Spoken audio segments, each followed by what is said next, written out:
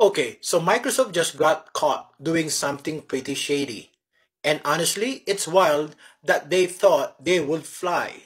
So here's what went down. Microsoft decided to add their AI assistant Copilot to their 365 subscriptions. You know, Word, Excel, all of that. And they jacked up the price. We're talking about 45% for the personal plan. It went from 109 to 159 per year. And when they told customer about it, they basically said, pay more for the AI features or cancel your subscription entirely.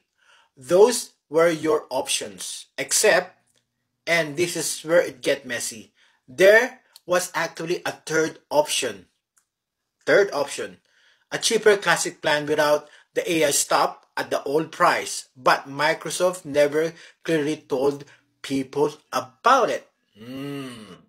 According to the Triple ACC or Triple CC, that's Australian Competition Watchdog, about 2.7 million people got hit with this. And last week, the regulatory literally sued Microsoft saying they deliberately not or hiding this option. Now, to be fair, Microsoft apologized today and said they were offering refund going back to November.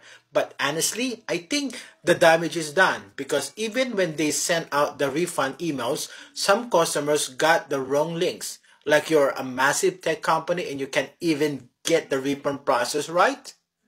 People are calling this a major consumer protection win.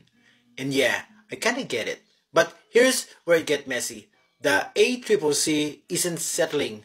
They're still going after Microsoft in court for penalties. They want to make an example out of this so other companies don't try the same thing. So yeah, Microsoft refunding millions of Australian.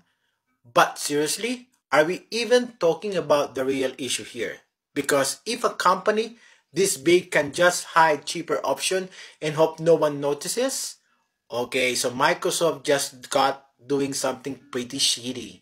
And honestly, it will that they thought they would fly.